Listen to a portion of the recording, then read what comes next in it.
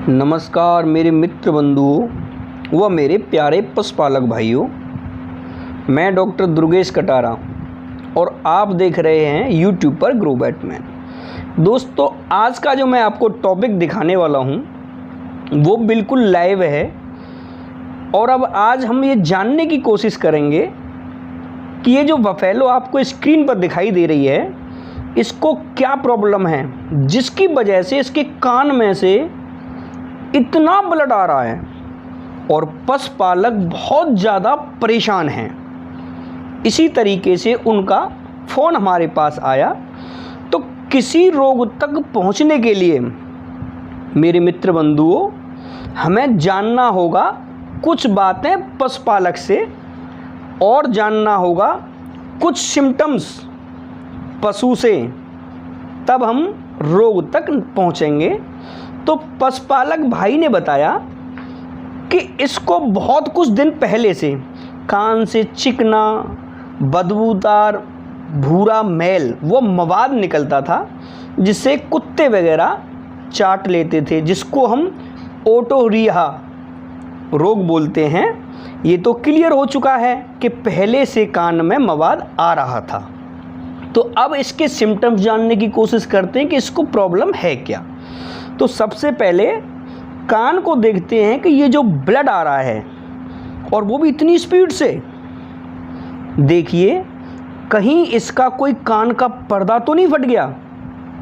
देखते हैं और कोशिश करते हैं इसकी गहराई तक पहुंचने की कि किस जगह से ब्लड आ रहा है। देखिए ब्लड की ड्रॉपिंग भी मैं आपको स्क्रीन पर दिखा रहा हूँ, कितनी स्पीड से ब्लड ड्रॉपिंग कर रहा है, यानी गिर रहा है, कितनी तेजी से खून चल रहा है।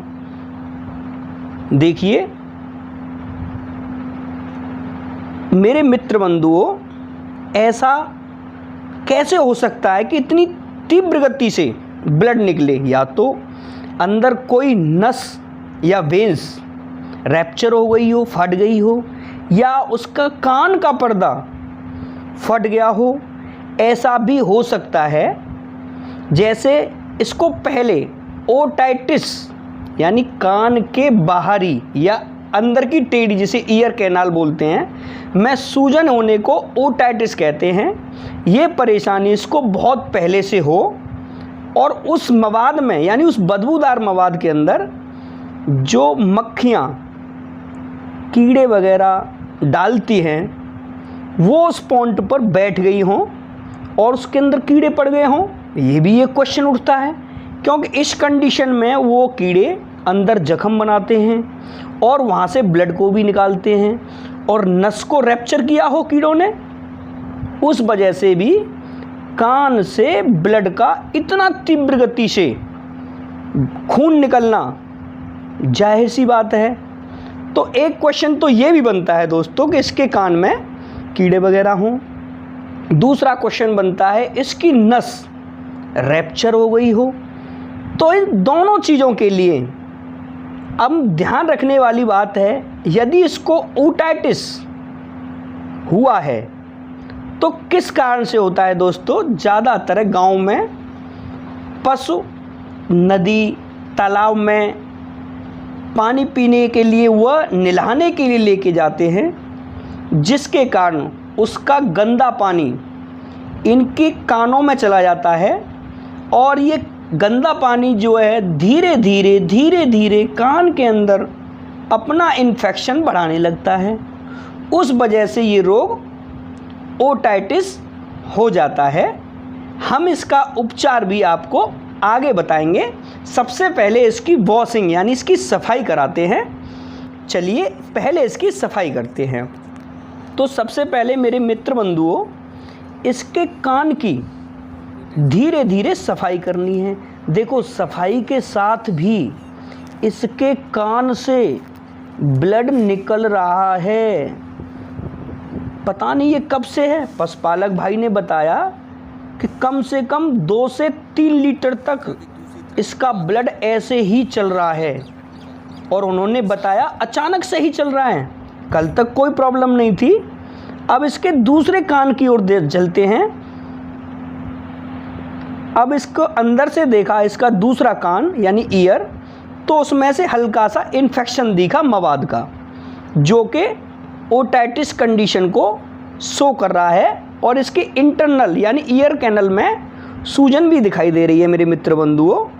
अब इसका उपचार क्या करेंगे वो मैं आपको दिखाता हूँ। सबसे पहले हम इसके कान की सफाई करेंगे, यानी लाल दवा से, यानी पोटेशियम परमंगनेट से इसके कान की सफाई करेंगे। फिर उसके बाद में 100 ml वाटर में, यानी पानी में आधा चम्मच बोरिक एसिड मिला करके उसका घोल बनाएंगे।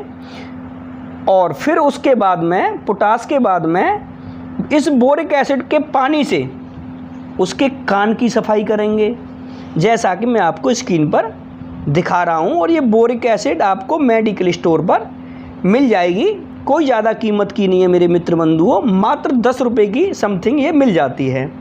यदि इसके कान में कीड़े हों तो उस संभावना को भी ख़त्म करना है। उसके लिए 10 ml आइवरमेक्टिन को हम इसके पशु के खाल में देंगे और साथ में ब्लड को रोकने के लिए ये इंजेक्शन इसके इंट्रामस्कुलर लगाएंगे 20 ml और साथ में पेन किलर भी देंगे, मेलोक्सिकम पैरासीटामोल 20 ml इंट्रामस्कुलर।